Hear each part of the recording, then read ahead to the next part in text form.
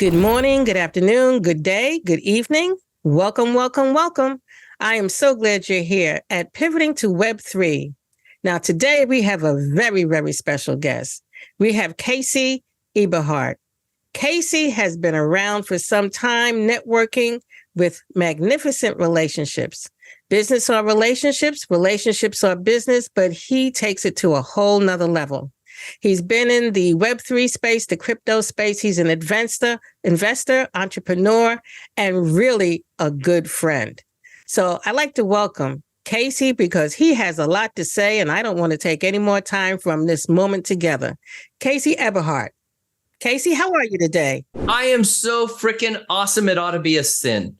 And you know why? I mean, I can't think of any place I would rather be than with you and all my crypto crazies and Web3 crazies and everybody that's just piling into this thing like it's the fastest thing growing.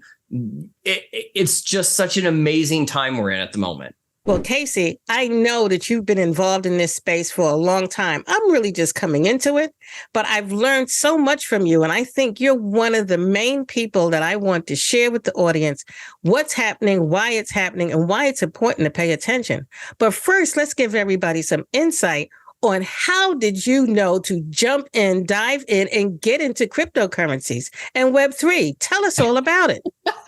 So I'll tell you, Donna, it's actually a hilarious story. And it's great because I don't get to tell it very often. So I'm a speaker trainer. I travel around the globe and really speak and train and consult and advise companies on, sales growth, expanding your reach, making more sales, making more profit, yada, yada, yada. I'm also an investor, and I've been an investor since I was literally 15 years old. In fact, literally behind me is a framed speech from Wall Street, which is my favorite movie of all time. The famous Gordon Gekko speech is literally on my wall here. I've been an investor that long. And so I had no idea what cryptocurrency was. I had never heard of Bitcoin. I had never heard of any of this stuff. And in about 2016, 2017, somewhere in there, I got a call from one of my best friends in the world. And I remember the line was not crystal clear. And I was like, where are you calling me from? And he said, I'm calling you from the UK. And I said, okay, cool. I said, so what's up? And I remember that it was a Thursday afternoon.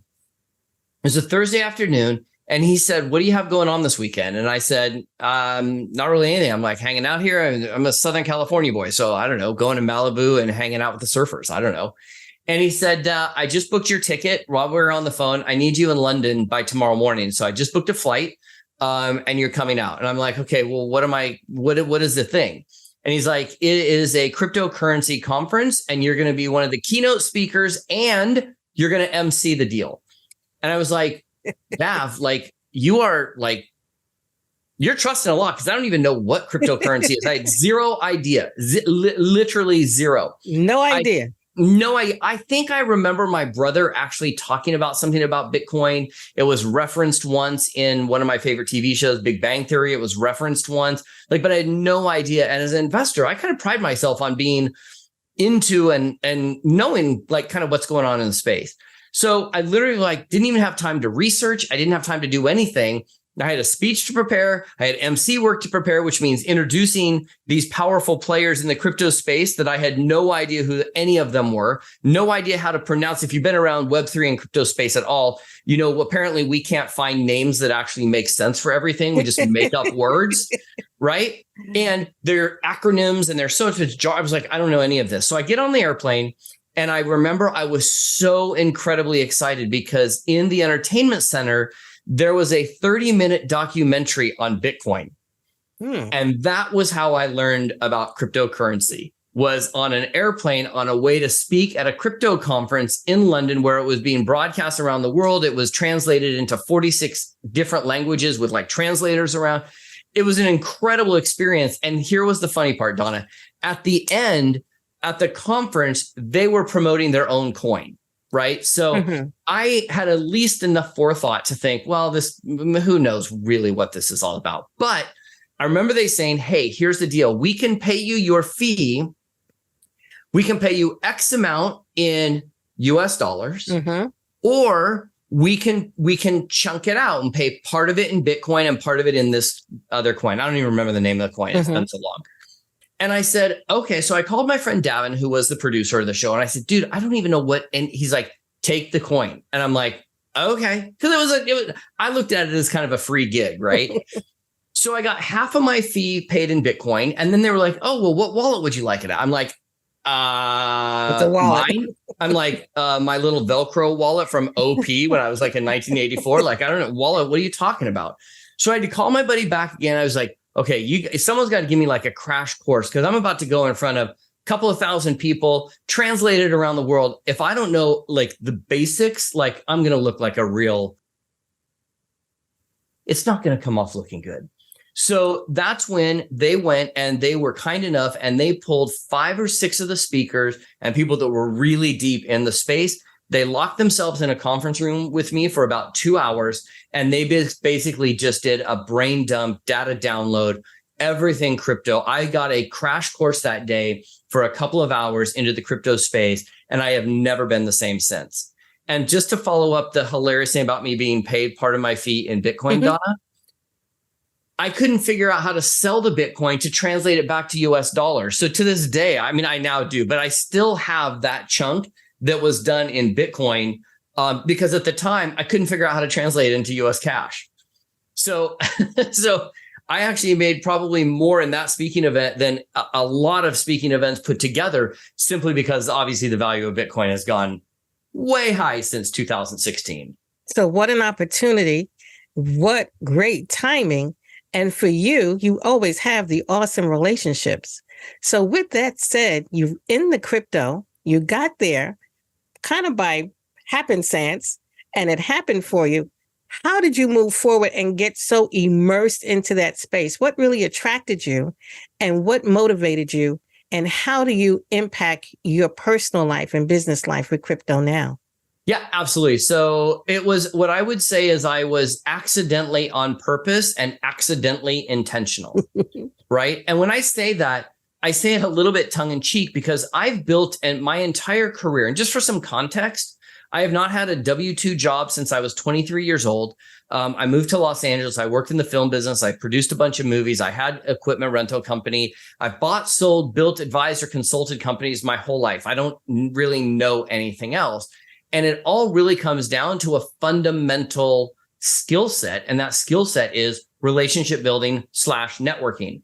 So when I say I was accidentally on purpose or accidentally intentional, my friend Davin, who's now one of the leading experts in the entire space worldwide, speaks at every conference. I literally just talked to him this morning. He's flying from Puerto Rico up here to the States to speak at another crypto conference. Like, he is really one of the 4 founding fathers of this entire space. But Davin and I met because he used to produce TV shows. And when I had an equipment rental company for film and TV shows, Davin was a customer of mine. Now, the reason I say that, and the reason why I think this is really important for everybody to understand, is we all grow and evolve as investors, as creators, as speakers, as people that are interested in the space, as the space is growing and adopting. We're bringing more and more people into the fold, right? And we're just talking a matter of time until everybody is in on the gig, right? But had I not built a relationship with Davin in whatever it was, 2001, 2002, I would have never been even considered for that gig.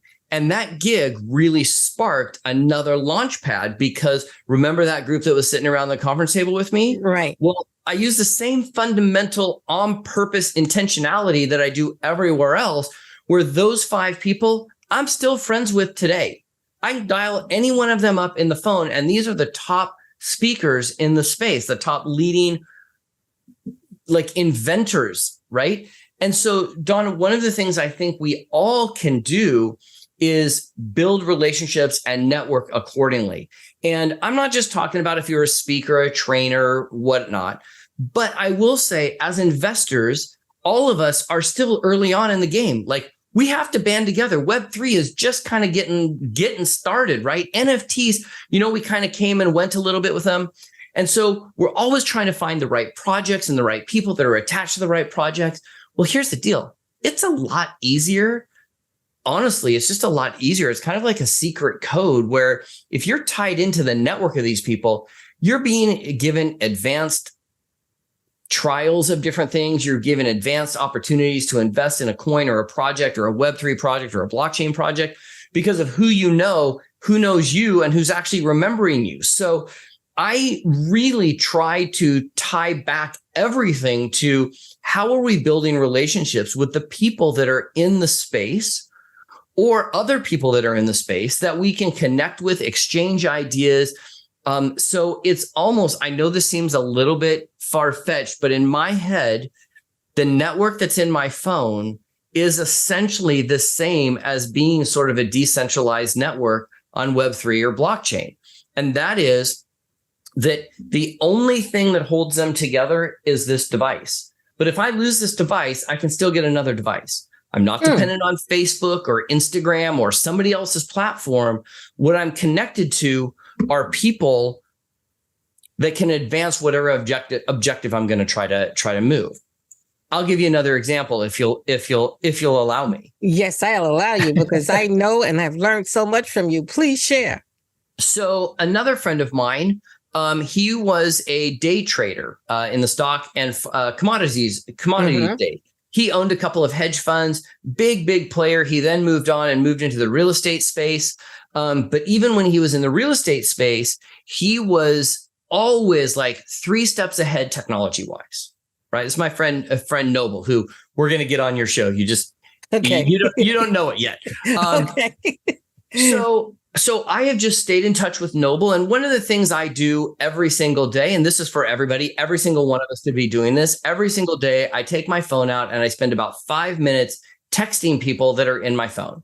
Not trying to sell them something or anything, just to touch base. Hey, what's going on? Hey, I saw you're promoting this. What do you got going on? Hey, where are you in the world? Have an amazing day. No real sales, just a little ping every day. I spend about 5 minutes or so. Some days I miss it, but most of the days I'm pretty much on it.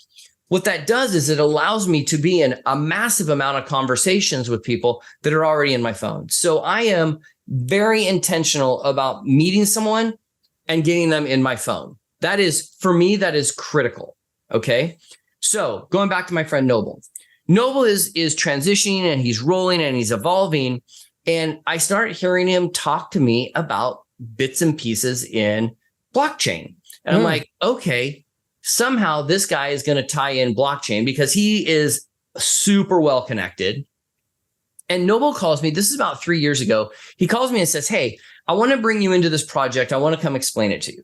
So I will be honest with you. I went and I sat and I listened to him and we went and had coffee and he told me all about it. And honestly, way above my head. Like I wasn't even in, like, I just finally stopped and was like, Noble, man, I don't even know like 80% of what is coming out of your mouth. And I'm a pretty smart dude. So that means no one else is going to have a clue what you're talking about. Right.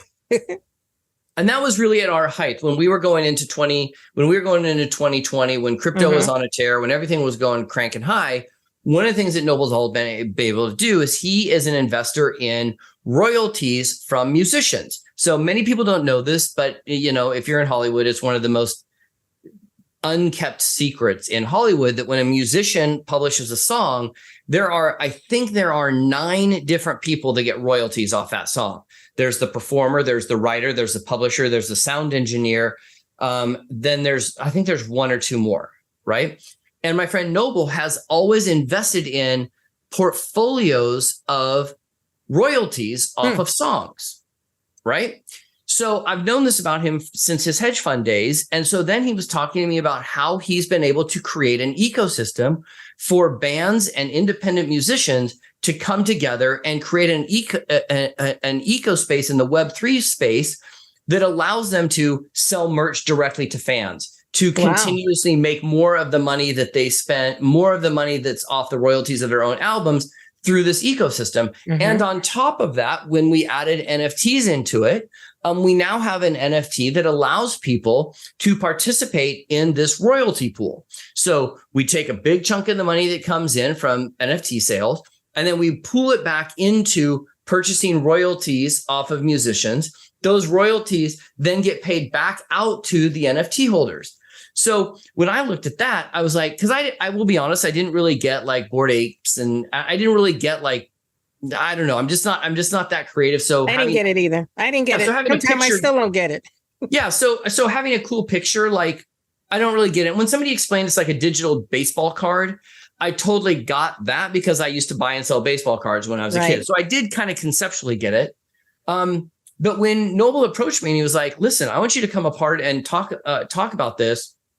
It's going to allow an entire ecosystem to fundamentally change how the music industry plays, right? And if you're following right now, wherever you are in the world, currently, we are in the middle of writers and actors having a problem with how studios are paying them.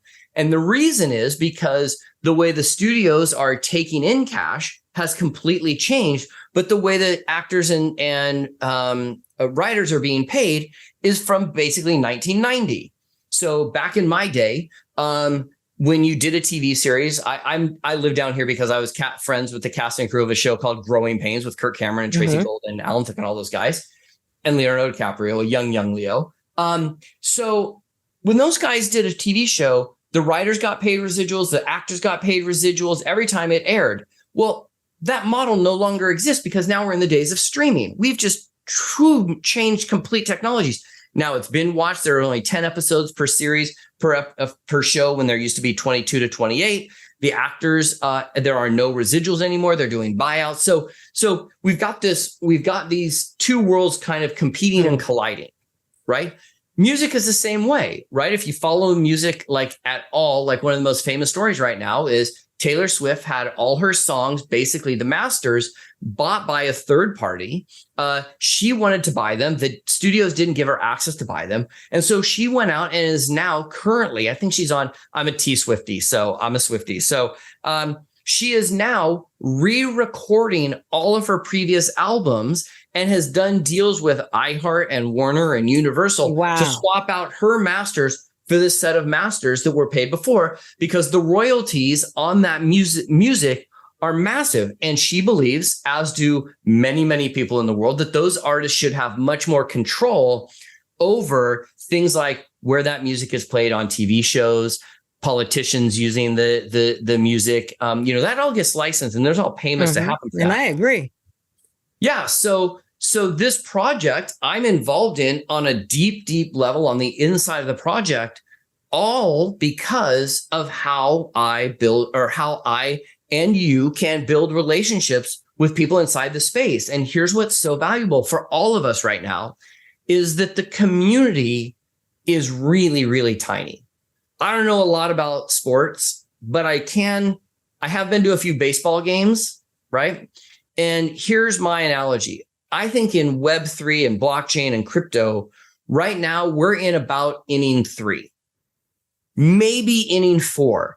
But by the time a Bitcoin spot ETF comes out, by the time Web3 really hits mainstream, and by the time these streaming channels all figure out that their model of just streaming and charging us subscriptions and all of that, that's completely broken. When the musicians all figure out that if they band together and they can sell music directly to the fans and merch directly to the fans and give the fans access to them in a way that their label or Ticketmaster will never do, you guys, the game fundamentally changes and we're in mass adoption, and then we'll be on to the next thing. So it's up to us right now as people in the space to connect with people on a human level, so that we are brought into and asked for ideas on how to make other projects better.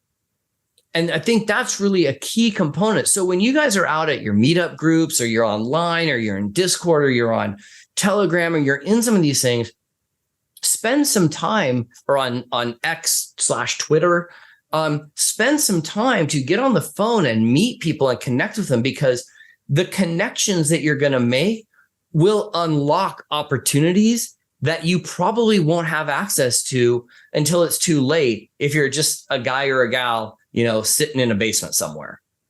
Now, that's very true. But I applaud you, because you have always been excellent from my observation and just knowing you in establishing community, relationships, and getting everyone to the next level, or helping to see what the next level or the possibilities are. In some ways, you're a visionary. So with that said, where do you see a lot of this going? What is on your wish list? What beyond what you just mentioned do you think people really need to be doing or you'd like to see in the future? Yeah, well, what I'd like to see in the future is actually happening. So it's just we are in a matter of time mode, and there's a couple of different things. Number one, I think we need to be able to allow institutions. So I'm going to say, let me put an asterisk by this, where I'm going to get a little bit of pushback. I'm going to be a tiny bit controversial to some of my like true, like decentral community lovers. The decentral, right? The community, that's really big in Web3. And that's why I asked you, because you're big in relationships and community. Yeah. So I think we need to have some true regulations around the space. Right now, we're still in the wild, wild west, which means we can make a bunch of money. But when we get a little framework of regulations around it, the institutions can come in. And institutions right now have trillions and trillions of dollars that of value that can unlock. So start accumulating your Bitcoin and Ethereum now. That's number one. But when I really looked on it at like where our future is 3, 5, 7 years from now, here's how I see it. I think the way we consume content in terms of entertainment is going to be done completely differently in a Web3 space. Concerts will be done in Web3 portals. I think the connection between, we will have cut out lots and lots of the middlemen and middle women in how we consume content, right? So that's number one. And I think the mass adoption of Bitcoin and crypto in it by and large will be crazy. I mean, I just literally heard yesterday that PayPal is coming out with their own coin. So when PayPal and some of these big companies allow all of us to participate, the game changes. Right now, as you know, it's hard to get in and out of crypto without a big bunch of pain, but that's because there's no real regulation around it. So that's number one. But when I really look at like where the space is, where I can come up with like 2 or 3 really interesting use cases, it's this. I'm looking across the street at a house, right? So if that person puts that house for sale, I want you to think about what a pain the whole process is. They got to go sign a listing agreement. Then they got to list the property. They got to market the property. Then somebody comes and looks at the property. Then there's got to be if somebody closes on it, then there's got to be an escrow, inspections, finding all this stuff out. Well, what if that house was represented with an NFT? Exactly. And inside that NFT, there's a smart contract. And every time somebody comes out there to fixes the air conditioner or to do a sewer tank, septic tank upload, or change the roof or whatever, all of that gets logged into the smart contract, so that now if I want to sell Donna my house, I'm not actually selling her the house itself. I'm selling her the NFT that's tied into all the government, it's tied into the plots, taxes, all of that. There's all smart contracts going around. We've just eliminated a whole bunch of the inefficiencies. Now, I know that people are going to say, oh my God, this is going to kill jobs right now. We're dealing with an AI. AI is going to kill jobs. Well, you know what else? I'm going to quote Gary Vee here for a second. You know what else killed jobs? Tractors. Yep. Right. Because we used to plow fields by ourselves and then we invented the tractor. So the internet was going to kill jobs. Yes, it's all, we're in a rolling evolution. So how we buy houses and real estate going to be massive. Now, same deal in the stock and crypto market, stock market. If I want to go buy 100 shares of stock, right now I pay a fee, and I'm paying a fee because it goes to all these market makers and liquidity providers and all these people through the process. But what if I could buy a stock and it was traded in fractional nanoseconds and fractional NFTs to where I could trade stock in real time for almost no fees? We've eliminated and we've cut out the inefficiency in a marketplace. Same with cars. Right now, I mean, this is to me crazy. Donna, right now, if you want to go find out what's ever happened to a car and you want to find out if it's been on an accident or you want to bet if it's been underwater, where do you go? Do you know what you ask for? I always ask for a CarMax or the dealer, and that's it. But sometimes you can't get anything. Right. It's not centralized. But what company right now is running around basically saying you can get this? It's Carfax. We are literally talking about a fax machine. That's true. Now, imagine if that car was on a smart contract tied to an NFT, that the NFT was what actually traded, but the Carfax or the report on everything that's happened to that car is already attached to the smart contract. And every time you go get the oil change, or every time you have window breaks, or every time you get in a car accident and the police report is driven, all of that data goes into and is tied to that smart contract, which is attached to that NFT. That's how I see where we are in terms of what's coming down the pipeline. And there are anytime we can collapse an inefficiency in a marketplace, I think we ultimately, as capitalists, become better off. Right? Think about this. The Uberization of the world hasn't even really taken place yet. It's very in its early adoption age. I'll give you an example. Dog grooming. Right now, most people take their dog to a dog groomer. Mm-hmm. We are just starting to see portable dog grooming vans that are going out and coming to your house and clipping your critter right in your driveway. Right? Wow. My dad was a veterinarian. People would take their critters over to my dad to have them fixed or whatever. Mm-hmm. But the Uberization would mean that the vet would come to somebody's house. They no longer need a clinic. They no longer need a massive staff. They no longer need any of this stuff. They can have that portableized. Same with a dentist. If I've got a cavity, what do I got to do right now? I live in Los Angeles. Traffic is bad. It's very difficult to get around. So, and my dentist is in Beverly Hills. So that means I got to make an appointment, take time out of my day, get in my car, drive all the way to the dentist, get my tooth filled, then drive all the way back. It's a half a day. Why can I not pay my dentist in real time with crypto, in real time, have my mouth on a smart contract where he knows exactly what's going on, and have him roll up to my house in a van, me jump down in the van, get my tooth filled in a van, and he goes off to the next player. Think of the efficiency that creates. That's what blockchain does. That's what blockchain and Web3 can do in terms of creating a lot more efficiencies in how you and I buy and sell and trade goods and services. And you have given us some real-time examples and some real-time painting of the picture. So we really understand what's coming and why blockchain is important, and why I thought it was important to kind of communicate to everyone. We need to pay attention to what's happening. Once I started understanding the efficiencies, the trust, the verifications, the immutable, and just so much that we can do with the banked, unbanked publications in so many sectors, it's a great way to go forward. So, and here's the thing, Donna, just before we wrap up, I do want to say that there is going to be a large chunk of people, no question, a large chunk of people that are going to resist all of this, right? And those are people that today are still listening to 8 tracks or don't and still have a Blu-ray or a Laserdisc player. The reality is that this is rolling fast. And I'm not saying that everybody needs to jump in and like start getting into the nitty gritty and reading white papers and all of that. But like, to me, like I tell everyone I know, like I'm screaming it from the mountaintops. Like if you aren't in crypto and you don't understand it and all that jazz, take the easy road. Go open a Coinbase account, attach it to your bank account, put $5 a week in Bitcoin and just let it run. Like play the game a little. Like the water is warm, you guys. Get in the pool and play a little bit. And then you'll start to learn and understand. And I'm not like supported by Coinbase or anything like that. But one thing that Coinbase does, and I understand all the reasons why people like Coinbase and don't like Coinbase. I get it all. I'm not trying to make a statement there. But inside Coinbase, you can actually earn a little bit of crypto by watching 5 to 7 minute videos on different coins and projects that you will get rewarded in that coin by just watching their little video on how it all works. It's an easy way to get paid a little. You're not going to get rich. Like, don't go quit your job or whatever, but it's a great way to start to play in the space and then go share that experience. And you'll find that there are people in your network right now that are playing in crypto that you have no idea. That are like, oh, Donna, I know all about that. Blah, blah, blah, blah, blah, blah, blah.